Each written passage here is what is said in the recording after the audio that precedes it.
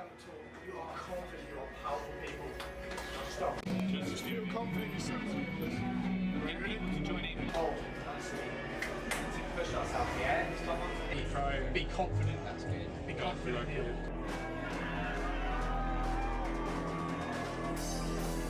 Shall I go first? Make sure.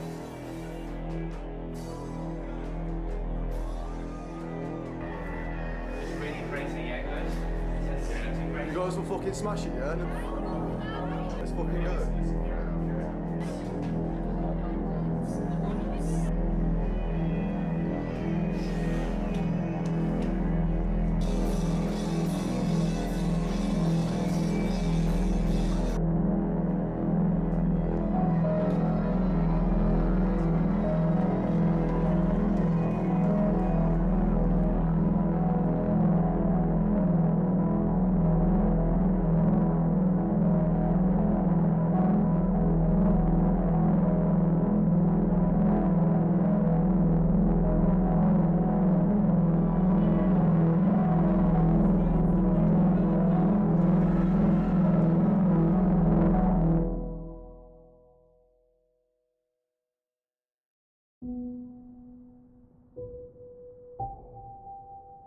It's been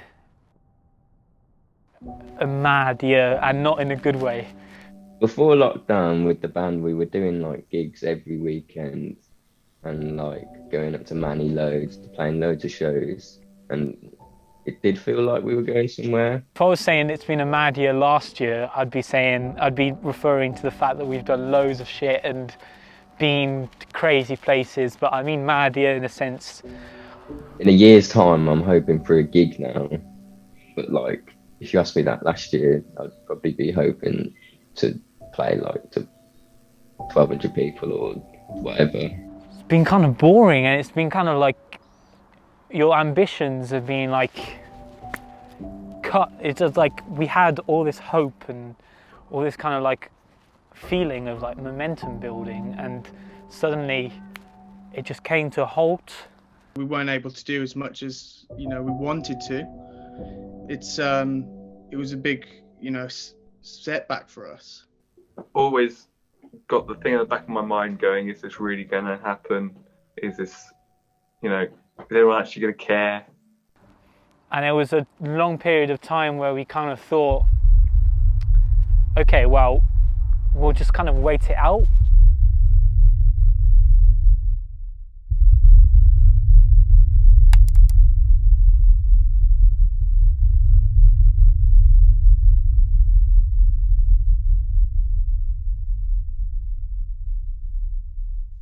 Fart in my face. No, don't fart. Just stop. Stop Yeah. over the fart. Weren't we going to do like this massive show Jesus, that's last in year. May?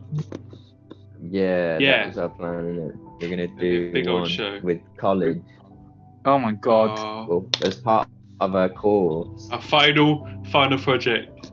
And I remember like trying to get everyone to be like, guys, it might be the last time we see this place or whatever. And I don't think anyone believed for a second. No, that was That'd actually be the the last last time. time. I thought. Archie, our last ever footage in this room, man. College is being closed.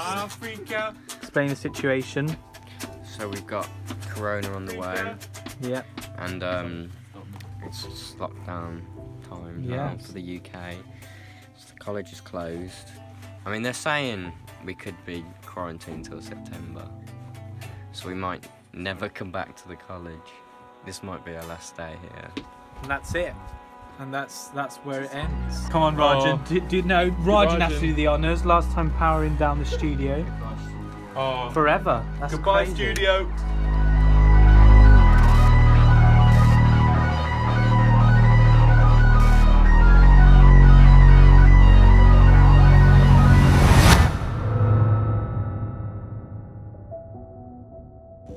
So, you've just announced a lockdown. Means gigs are cancelled. I'm assuming all gigs till next year now.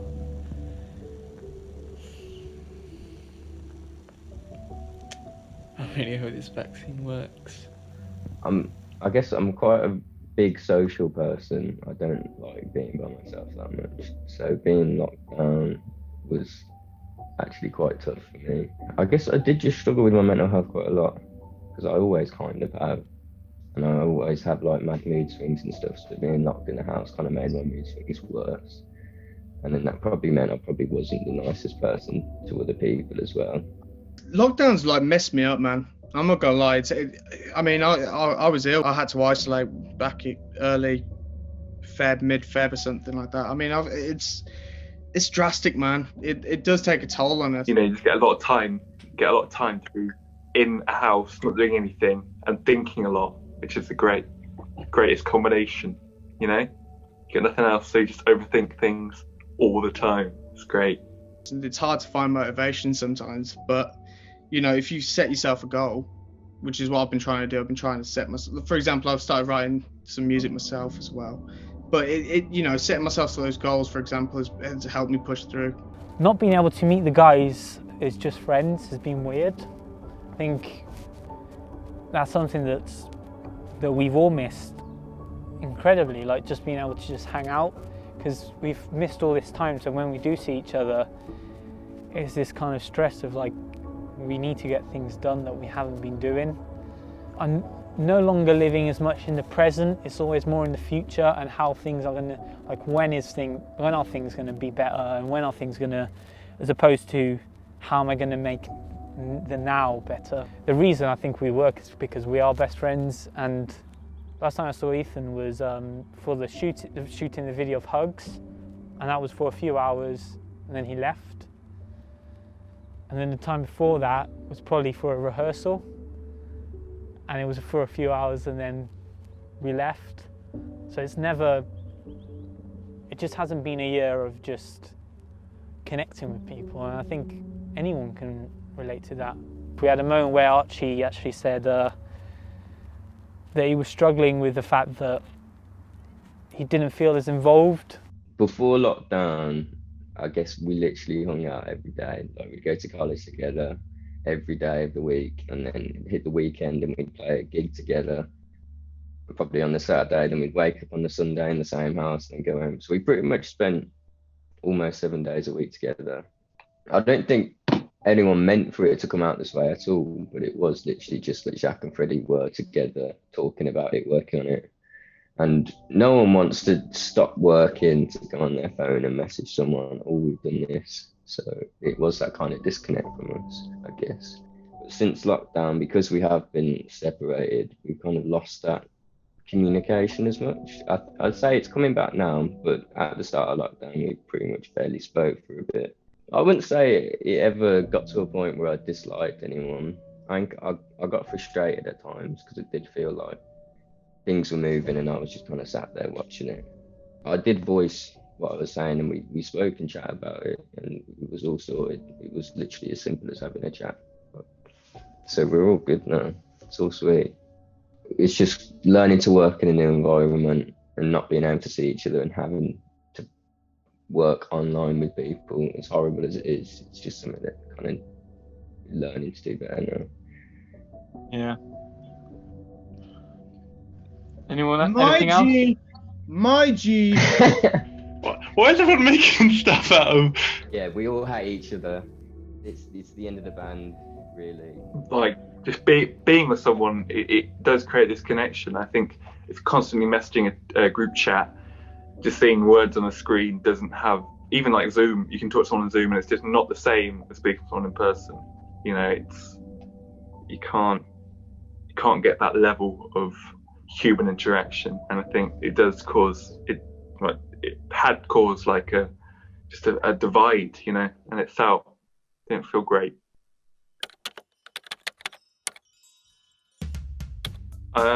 I think the best space for us probably had to be the garage, my garage, because it's just we all through lockdown we tried to soundproof it, which didn't really work, but you know, it did the job. Got loads of boxes, stacked them all up. This is the update of how the rehearsal room is looking. All the boxes are up. And now, yeah, we're just doing the second part of the insulation. We've got some on the floor. And we put like sheets at the top of that. We put carpet all over the floor. We raised the drum kit so it wouldn't like echo and cause any sound. We put like a whole PA system in. So, PA just arrived for our new rehearsal room. The lights arrived. It's like sort of like a hub. You know, I felt you could pay for like a studio, but you could experiment in there. We could like take drums, mic them up separately, record these acoustic drums. It's just a sort of hub of ideas. We used it to produce, we used it to rehearse. Anything, live streams, if you want to do them, we did them. But yeah, it just felt like a proper, you know, when you walk in, you've got the lights going, that you could hammer out something great.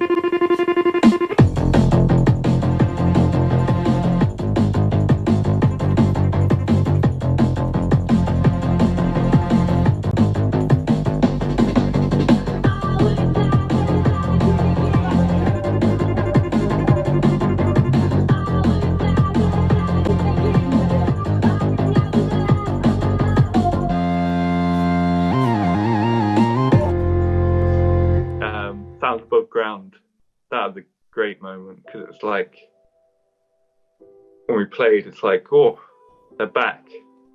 I was vomiting all day, you know, grim. And I finally get there. It's a little late, you know, and it's all going wrong. So many people have been deprived from live music for so long that even like the smallest taste, they're just. I'm seeing three things, right? I'm seeing the same image three times. It's a bit mental. You could just tell that people were hungry for something. Jacques throwing up. Jack, how are you feeling? I'm amazing. They're all drunk. Threw up like They're all drunk. Oh, good. 3 times. No, it was one. Archie's like, I'm going to be sick. This is like 10 minutes before we go on stage. I'm like, what's going on? There you go. How are you feeling? I'm fucked out my head. He's spackered. So bad. You're fucking spackered. So fucked. They were just deprived of anything, so they would just go mad, sitting down, so socially distant. You know, everyone's going mental, and we went on stage and we blew it out the water. I think it was solid.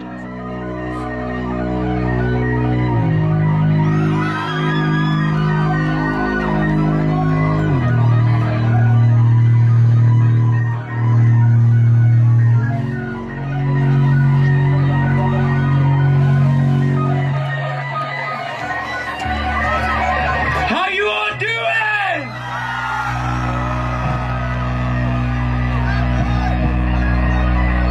Are you ready for Angaranga Q? I'm not allowed to swear, so you guys have to do all the swearing, yeah? Go. Oh my god! I'm so fucking pissed off! People broke down barriers. It had that punk energy, I think. That was probably the most punk I felt. The thing, it wasn't particularly punk music. Well, the first song was Angaranga Q. Mr. Weed, I'm a job, blah blah blah blah blah, like, shut up! Where the fuck are you going? This truck just shaking back and forth, and all these people that were meant to be sort of social distancing, all pressed up against the barriers. I think it's just a testament to sort of how little of that has happened. Oh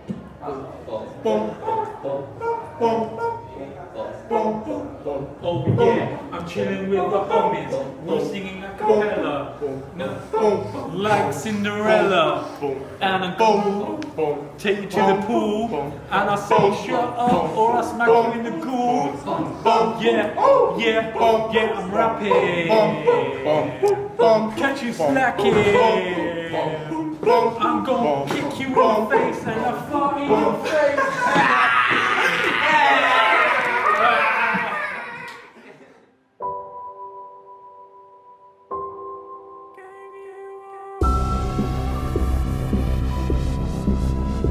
I think it gave me hope, really, just in general. I thought that it was going to get better from there. I didn't think that we were going to go backwards.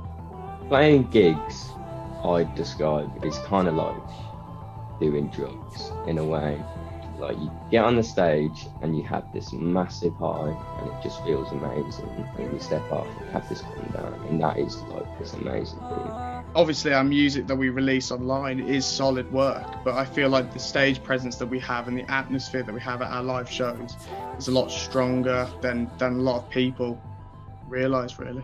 The place where we come alive is a live show. That's where we enjoy, that's what we work for, do you know what I mean? Like everything else is just kind of working towards this big moment where we can see our family, our friends, and then also people that actually just enjoy our music, which is a mad concept.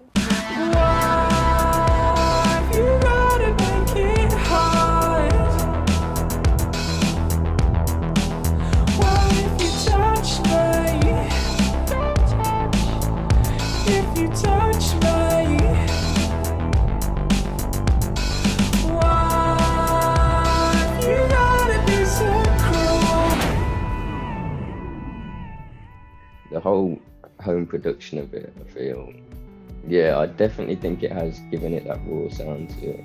It's kind of made it more real and less like abstract that we've done with like the past two EPs, where I've really tried to like not be up our own arse, but really philosophical and stuff.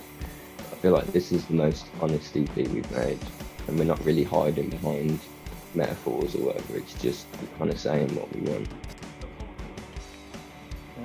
I was texting this girl once. She was a drummer, but unfortunately she snared me.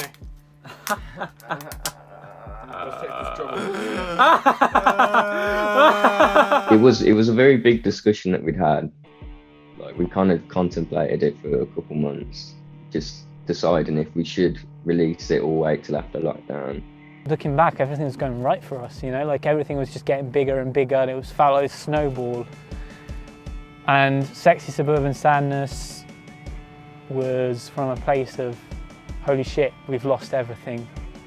And I think it kind of just got to a point where we realised we're not coming out of lockdown for a long time. And if we just stop releasing stuff, then we are just going to fade away. So I think it was a leap doing it, but I think it did pay off. And I'm actually quite proud of how well we've done in a lockdown, because we've actually managed to almost build momentum from what we had before, and we built some fan base.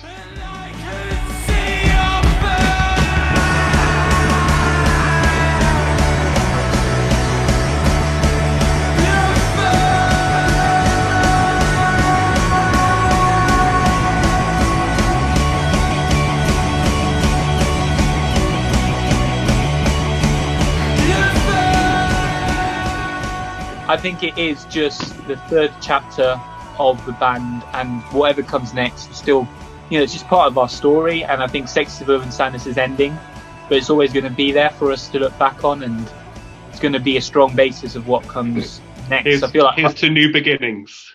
Yeah. Cheers. Bye bye, Sexy Suburban Sadness. See you later. Cheers. Love sick. Anything else?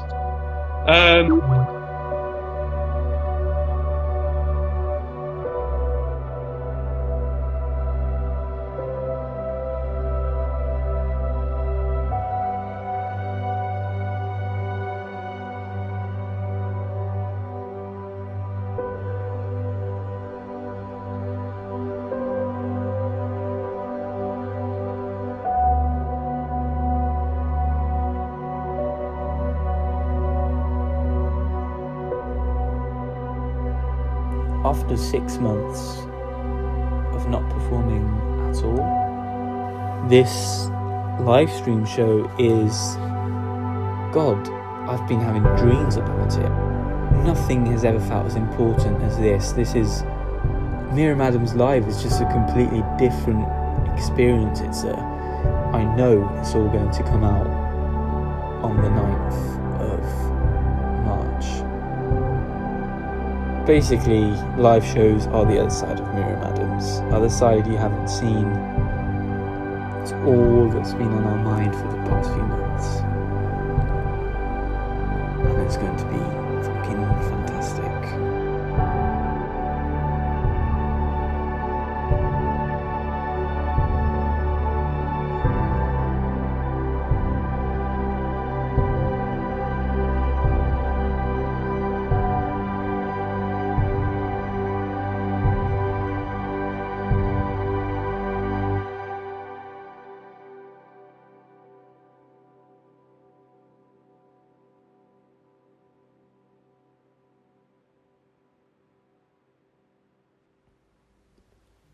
Man, I'd like to say just thank you to everyone that have been with us during this year. You know, we've really felt lost during certain periods, and the thing that always gets us back into it is a message from one of you. It's just anything as simple as, oh, I really like your song. That's what's kept us going. Thank you, everyone. And if you're watching up until this part of the documentary, you're a pretty beautiful human being, and we really appreciate you. Anyway, I'll leave the cringe now. Have a great day. Love you all. See you on the 9th of March.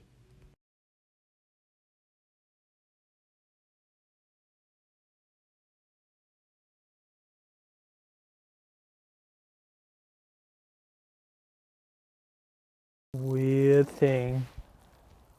Oh, there's a dog coming to me. Oh no, I'm pissing. Hey doggy! Oh, I'm having a wee! You're laughing at me. God, they got like 5 dogs. 6 dogs. 1, 2, 3, 4, 5, 6. They weren't laughing as much. I hope they're not angry at us. Nah, they're fine. But yeah, interesting documentary, huh? How's the editing going? Send me a snap saying how it's going now when you hear this.